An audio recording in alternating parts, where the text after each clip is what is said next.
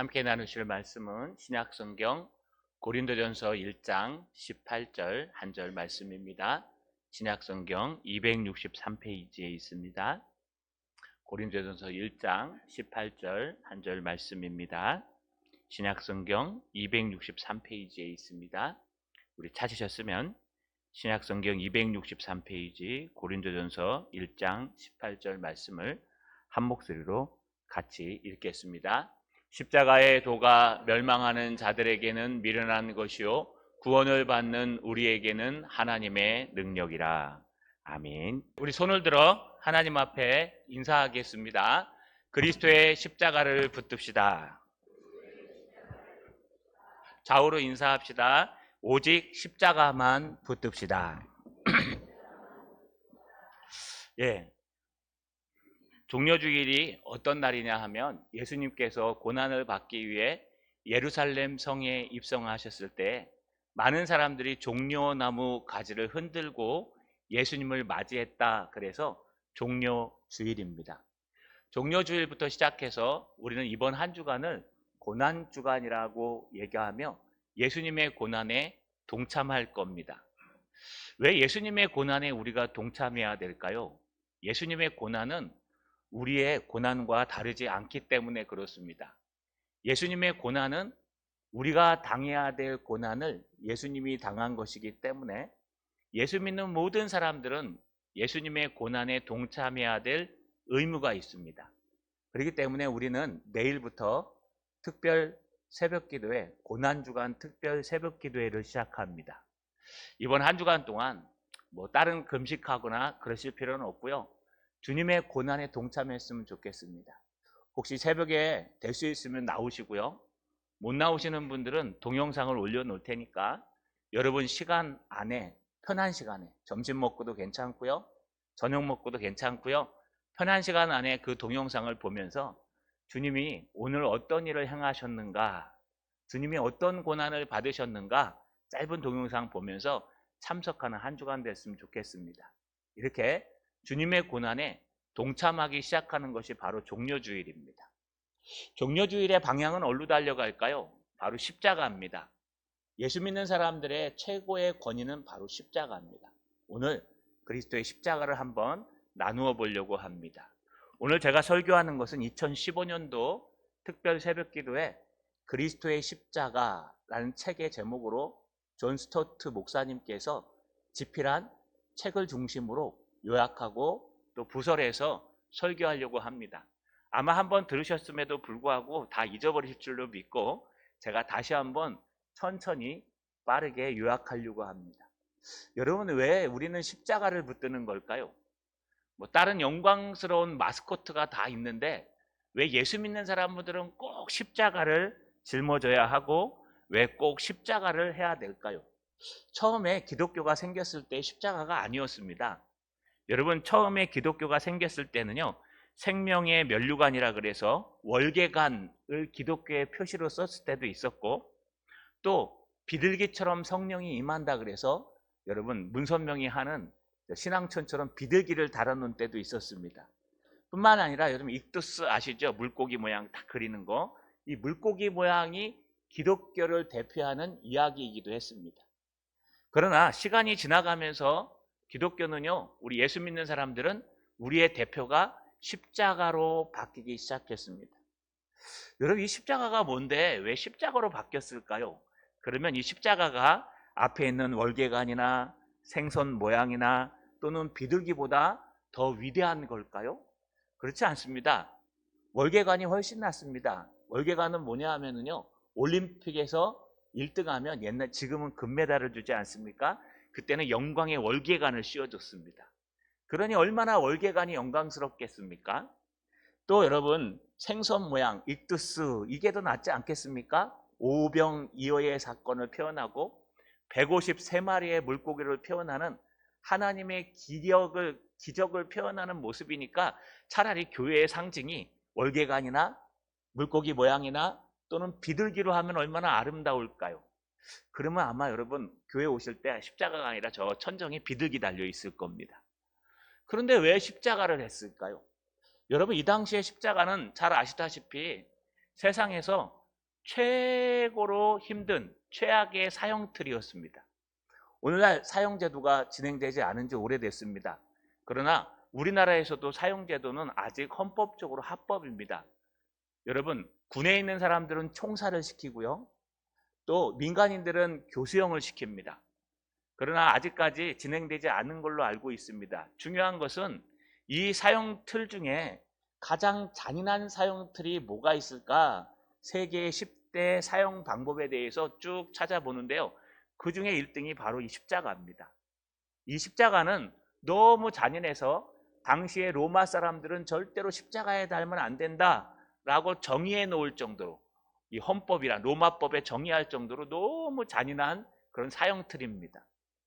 왜 십자가가 잔인한가? 여러분, 이것은 십자가에 매달아 놓으면은 사람들이 이를 갈고 죽기 때문에 마지막에는요, 너무 고통스러워서, 뭐 더 자세히 설명을 안 하겠습니다. 너무 고통스러워서 하나님까지 저주하고 죽는다.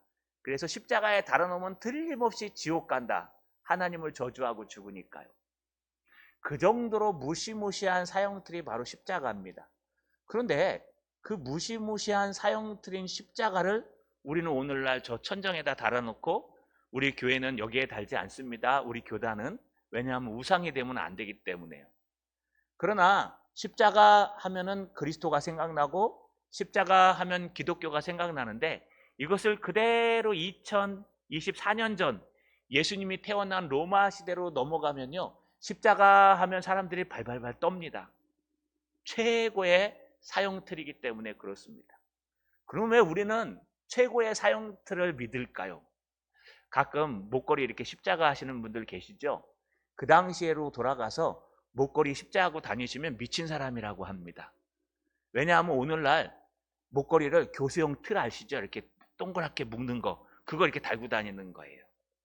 여기다가 교수형 틀 달고 다니는 거예요. 아니면 총 달고 다니는 거예요. 왜 총 달고 다니냐? 최고의 사형 방법이기 때문에. 똑같습니다. 그러나 오늘날은 십자가 하면 그게 아니라 예수님이 생각나기 때문에 완전히 자세가 역전된 겁니다.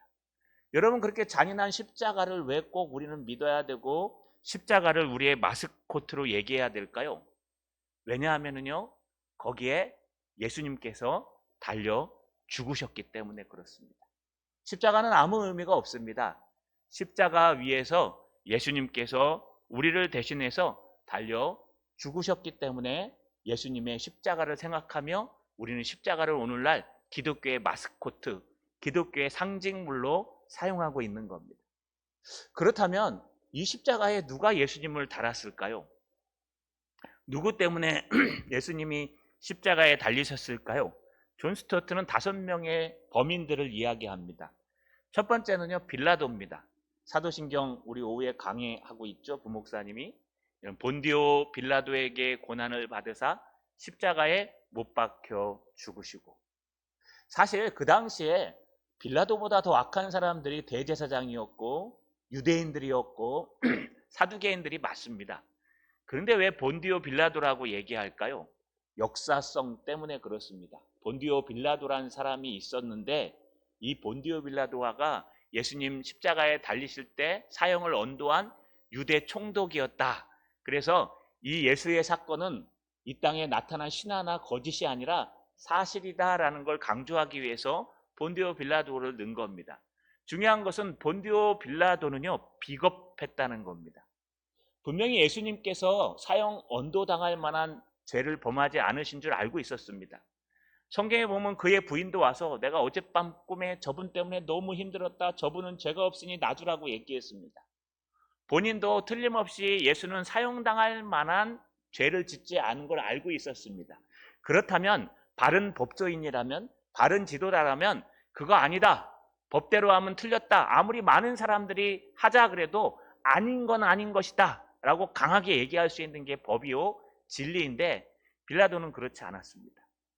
회피하기 위해서 유대 왕한테 한 번 더 신문을 받게 하기도 하고, 또 여러분 바나바와 예수님 중에 누굴 놔줄까 하면서요, 해방시켜줄 수 있는 기회도 열어주고, 결국 끝까지 여론이 형성되어서 예수를 죽이자고 막 소리치니까요, 자기 손을 씻으면서 나는 죄가 없다 라고 하면서 결국 예수님을 십자가에 내어줬습니다.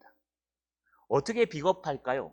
그게 틀린 줄 알면서도 많은 사람들이 원하니까 그렇게 해주자.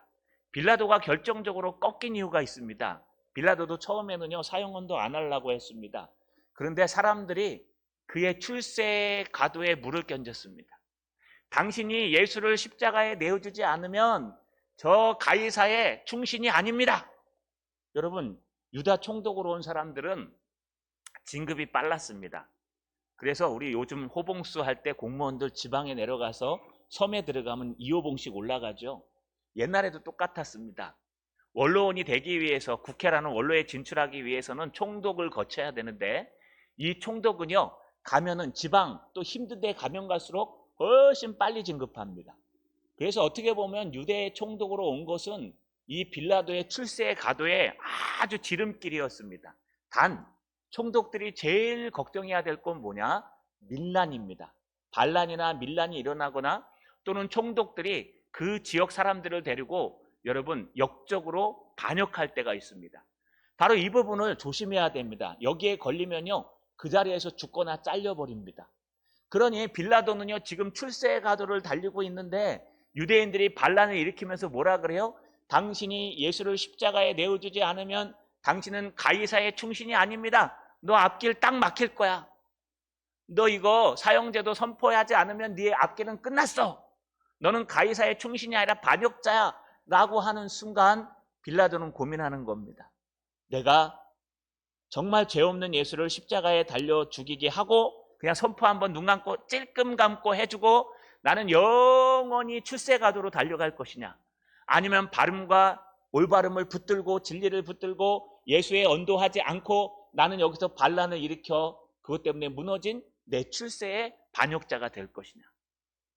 빌라도는 자기 앞길과 자기 출세를 위해서 예수님을 십자가에 내어준 그런 살인자였습니다.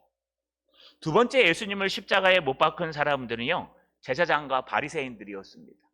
하나님의 영광을 위해서 자기의 일생을 바친다고 자기 일평생을 하나님께 드렸던 여러분 바리새인들. 당시에 모든 사람들이 다 천국에 가지 못해도 한 부류의 사람만 갈 수 있다면 틀림없이 바리새인들이 갈 거다. 그들은 남들이 보이는 좋은 곳에서 기도했으며 남들이 보이는 좋은 곳에서 자신의 영역을 나타냈으며 여러분 이런 좋은 옷들을 입고 자기를 시장과 길거리에서 기도하는 사람들이었습니다. 또 제사장들이 있습니다. 하나님의 제사를 집례했던 지도자들. 이 사람들은요, 질투 때문에 예수님을 십자가에 내어주었습니다. 자기가 독점하고 있던 신앙의 그 과도를 예수님께서 나타나셔서 그거 아니다. 하나님의 말씀을 너희 마음대로 해석한 것이다. 귀에 걸면 귀걸이, 코에 걸면 코걸이로 만들어서요, 안식일 규례도 613가지나 만들고 율법의 규례도 10가지 10계명을 갖다 915가지로 변형시키고 미나시, 그 다음에 탈무드 여러 가지 이야기들을 만들어서 하나님 말씀에 덧붙이고 또 덧붙여갖고요, 자기도 지키지 못하는 규례들을 만들었다는 거예요. 그리고 그 위에 우뚝 서서 자기는 판단자가 되어 있는 겁니다. 그걸 예수님께서 화 있을진저 서기관과 바리새인들이요, 이 독사의 자식들아, 외식하는 자들아 라고 욕을 하시니까 그들은 마음의 상처를 받고 감히 우리한테 우리의 이 기득권에 도전을 해? 정말 하나님의 진리가 중요한 게 아니라 자기의 기득권이 더 중요했습니다. 그렇기 때문에 자신의 인기를 예수님께 뺏기는 것이 싫어서 예수님을 질투해서 예수님을 십자가에 내어주고 언도했던 겁니다. 심지어는요, 여러분 깡패까지 동원해가지고요, 바나바와 예수님 중에 누구를 놓아줄까 그랬더니요, 여러분 그 깡패들이 다 등장해서 돈을 주고 사서 예수님을 십자가에 못 박으라 라고 할 정도로 악한 일들을 한 게 바로 종교 지도자들이었습니다. 그들의 질투 때문에 예수님은 십자가에 못 박혀 죽으셨습니다. 또 범인이 있습니다. 세 번째 살인자는 가룟 유다입니다. 가룟 유다는 12 제자 중에 가장 똑똑한 제자였습니다. 가룟 유다의 성경의 내용들을 보면 여러분 12 제자 중에 그 재물을 맡았다고 합니다. 돈 계산하기 빠르고 그만큼 똑똑했던 사람입니다. 여러분 사실 계산은요 가룟 유다보다 더 빠른 사람이 있습니다. 마태복음을 쓴 세리 마태가 더 빠릅니다. 왜냐하면 세리는요 동계산이 철저하고 퍼센테이지까지 계산할 줄 알았기 때문에 여러분 세리 마태가 훨씬 더 가룟 유다보다 동계산이 빠릅니다. 그런데도 불구하고 성경에 보시면 돈에 예민한 사람이 가룟 유다였습니다. 마리아의 집에 들어가서 향유 옥합을 들고 나온 마리아가 그 향수를 갖다 탁 깨버리니까요 가룟 유다는 화를 벌컥 내면서 얘 이렇게 낭비를 해? 이 돈을 가지고 구제를 했으면 몇 명을 더 먹일 텐데 하나님의 돈을 아껴야지 이걸 왜 낭비를 해갖고 쓰는 거야?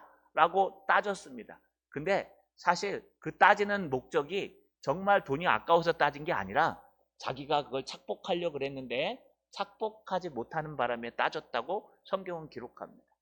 이 사람이 얼마나 돈을 사랑하냐 하면 자기 스승 한 분밖에 없는 역사의 길이 남을 메시아 예수 그리스도를 만났고 여러분 잘만 견뎠으면 12제자 중에 하나로 들어가서 아마 가룟 유다 복음 이거 하나 생겼을 것 같아요. 유다 복음. 그러나 결정적인 순간에 예수님께서 힘없이 여러분 사역하는 것을 보면서 야 저거는 이 땅에 오신 메시아가 아니야. 이 땅에 오실 메시아는 경제적 메시아. 이 땅의 모든 어려움들을 통쾌하게 해결해주는 돈을 뿌리고 다니시는 메시아가 오셔야지. 이 땅에 오실 메시아는 해방의 메시아. 로마 식민지 아래에 있는 모든 사람들을 해방시키고 로마를 갖다가 뒤집어 엎어야지. 이 땅에 오시는 메시아는 해방과 열방의 메시아가 돼야 되지 않는가? 힘 있는 메시아. 근데 예수님은요 예루살렘 오늘 종려질 예루살렘에 입성하시는데 나귀 새끼를 타고 어린아이와 아이들이 막 손을 흔들며 맞이하는 힘없는 메시아로 온 겁니다. 그러니 가룟 유다는 실망하고 또 실망하고 또 실망하는 겁니다. 나는 분명히 내 일생을 바쳐서 예수를 믿고 예수를 따라가면 성공한다 그러고 예수를 따라가면 금이 화장하고 예수를 따라가면 복받고 예수를 따라가면 잘 되는 일만 일어나야 되는데 내가 믿는 메시아가 저렇게 힘없어 보이고 저렇게 아무것도 안 되고 저런 모습이니 내가 뭘 어떻게 할 수 있어? 어제 문득 설교 준비하다가요 잠시 TV를 봤습니다. 뭐 사건 뭔가요? 프로파일러 나와서 하는 건데 유영철이라는 그 26명의 여자들을 살인한 사람이 그 사건에 나왔습니다. 유영철이 옛날에 예수를 안 믿는 사람이 아니었대요. 그가 예수를 믿고 교회도 다녔는데요. 어느 날 사건 때문에 들어갔는데 이번 사건에서 제발 하나님 앞에 기도하기를 집행유예가 돼서 풀려나게 해주십시오. 실형 살지 않게 해달라고 그렇게 기도를 했대요. 감옥에서.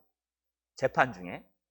근데 사실 그 하나님 앞에 막 나무 십자가를 붙들고 마지막 재판이 날 때까지 나와가지고 막 기도를 하는데 하나님께서 안 들어주시고 집행유예 안 시키시고 실형이 언도됐대요. 그 자리에서 유영철이요 나무 십자가를 뽀개버렸답니다.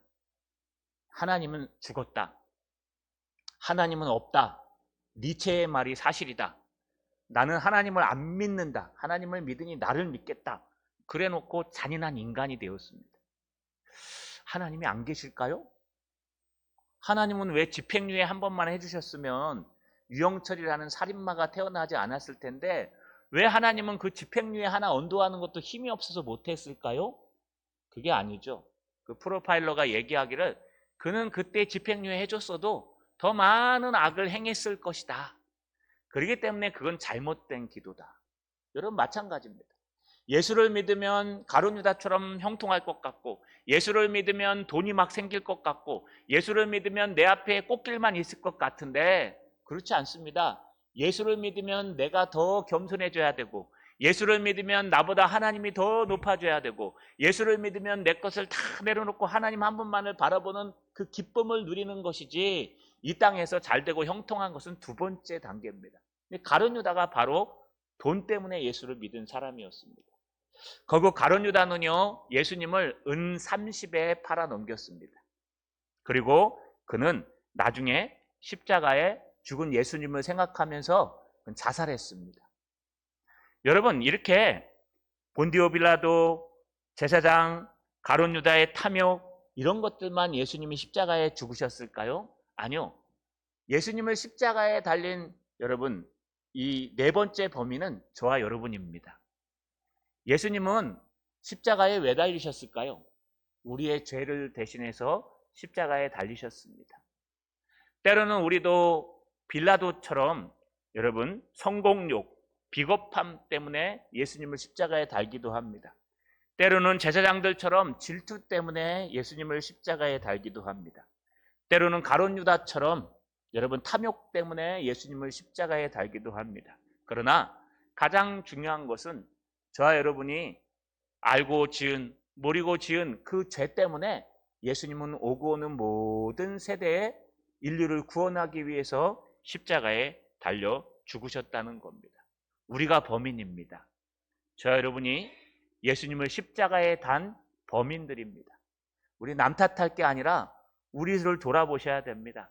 빌라도를 욕할 게 아니라 제사장과 사두개인들을 욕할 게 아니라 가룟 유다를 비난할 게 아니라 나는 가룟 유다가 아닌가, 나는 빌라도가 아닌가 다시 한번 돌아보셔야 됩니다.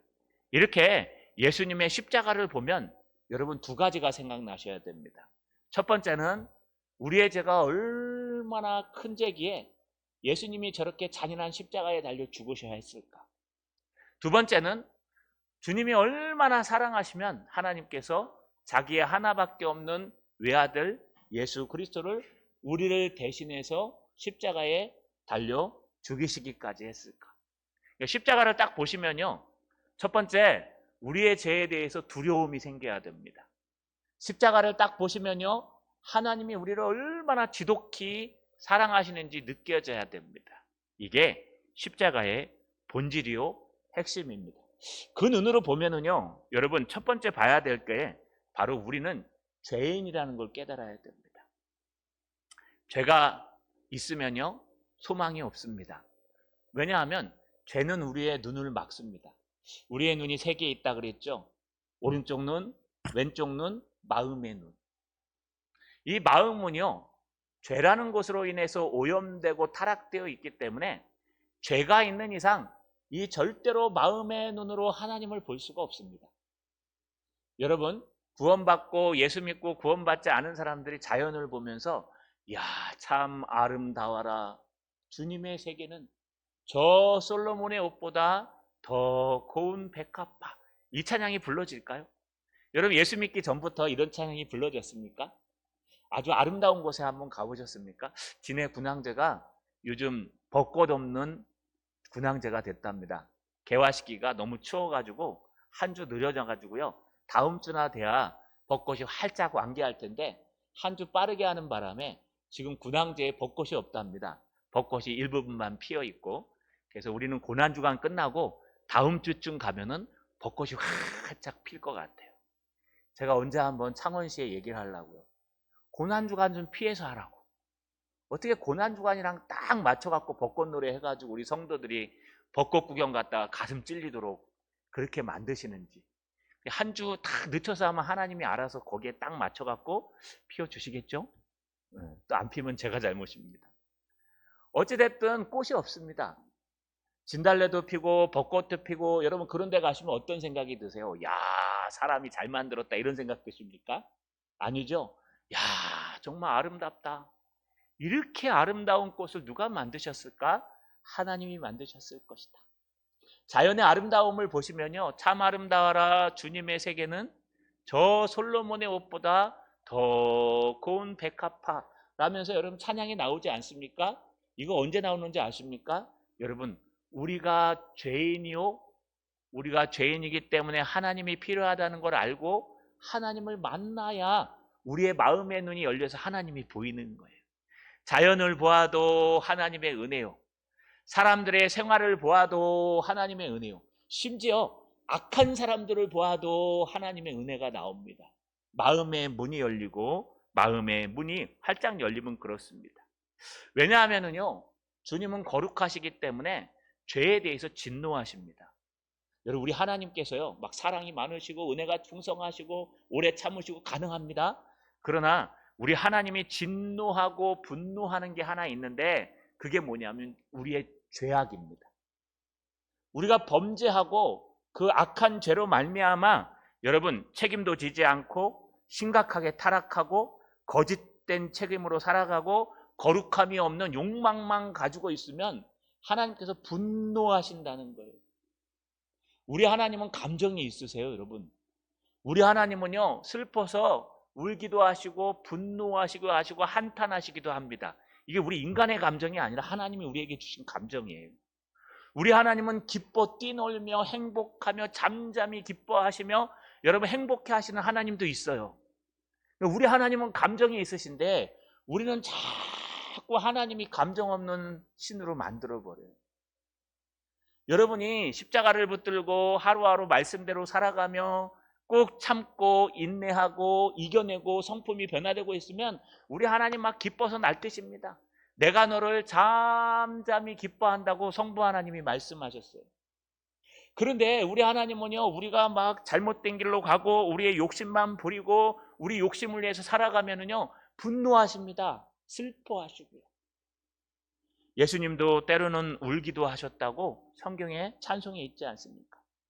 예수님도 때로는 누명을 쓰고 억울해하시고 예수님도 때로는 울기도 하시고 예수님도 때로는 민망하여 한탄하기도 하셨습니다. 또 예수님은 같이 기뻐하시고 즐거워하시기도 하셨습니다. 그래서 우리가 믿는 하나님은요 감정이 있으십니다. 근데 여러분 이 감정이 언제 행복한 줄 아십니까? 우리의 감정이요 행복한 게 하나 있습니다. 욕구를 만족하면 행복합니다. 여러분 배고플 때 먹고 싶은 게 생각나시죠? 지금 생각나시는 음식이 있으십니까? 예, 여러분 믿음으로 내려가시면 오늘 식당팀에서 준비해 놓으셨을 겁니다. 그렇지 않을 수도 있고. 여러분 내가 뭔가 막 배고프잖아요. 배고픈데 가장 먹고 싶은 게 생각납니다. 근데 누군가가 그것을 딱 갖다 줬어요. 그럼 그걸 딱 먹으면 어떻습니까? 행복하죠? 기쁘다.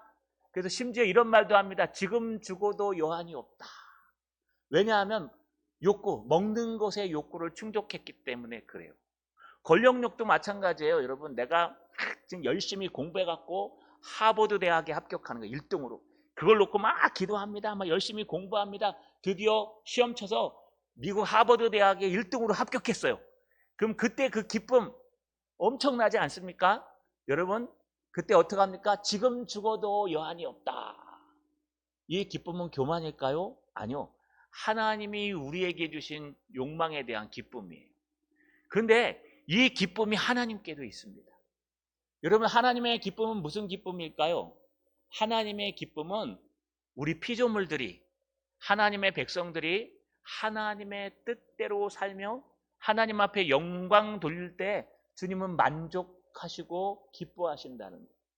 그럼 죄인이 어떻게 여러분 하나님 앞에 만족할 수 있을까요? 두 가지가 필요합니다.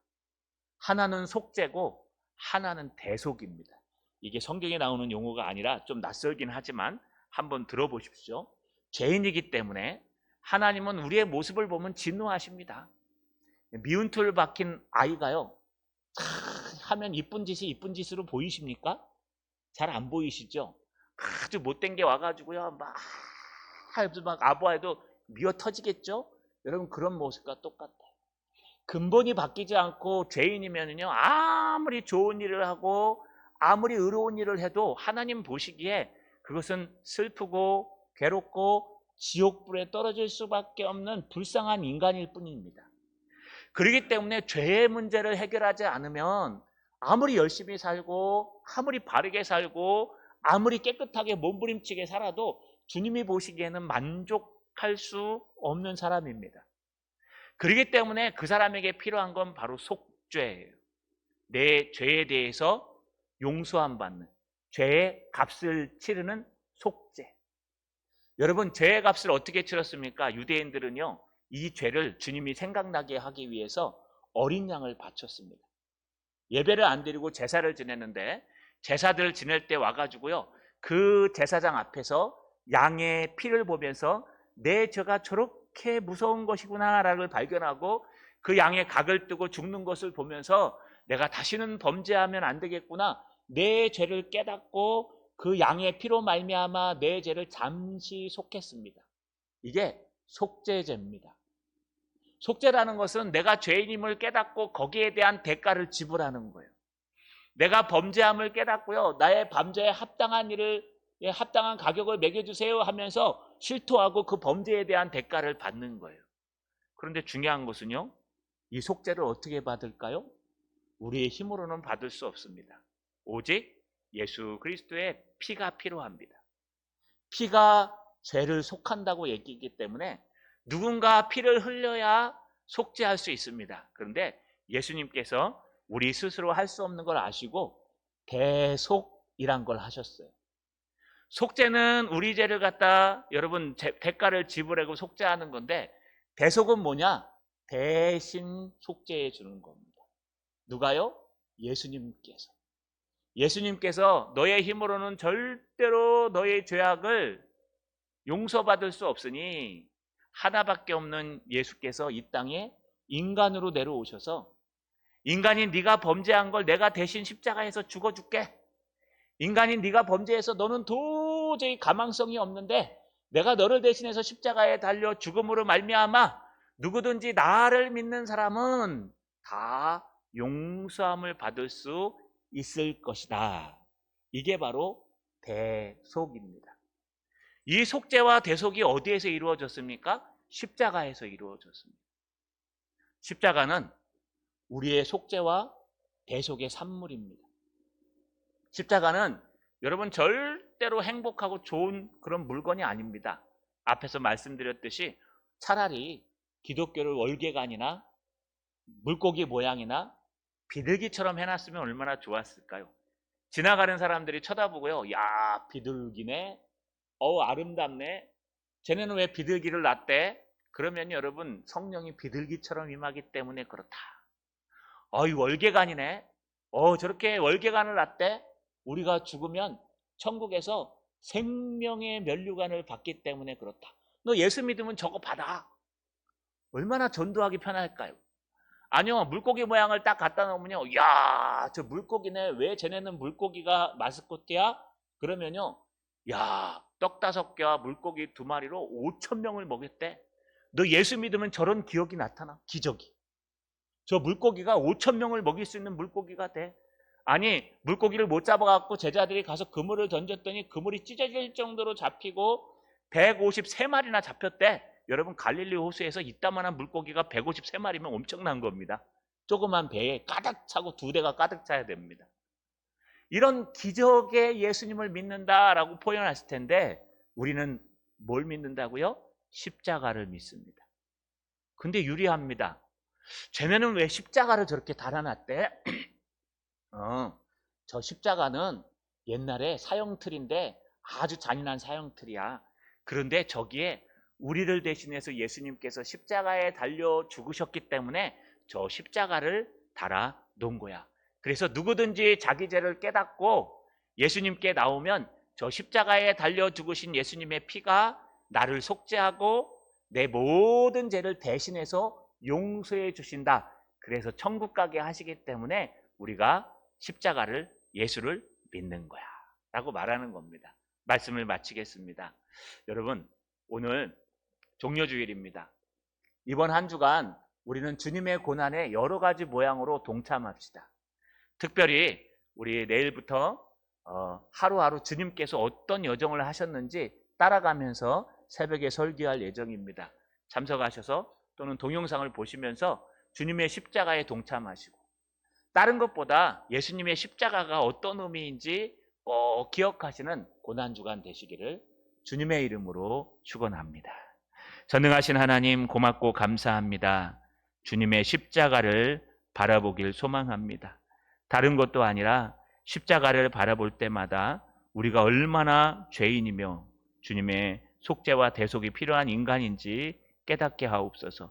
십자가를 바라볼 때마다 주님이 얼마나 지독히 우리를 사랑하셔서 하나밖에 없는 외아들 예수를 주셨는지 깨닫게 하여 주옵소서. 그래서 십자가만 바라보는 참된 하나님의 사람 되게 하여 주시옵소서. 예수님의 이름으로 기도하옵나이다. 아멘.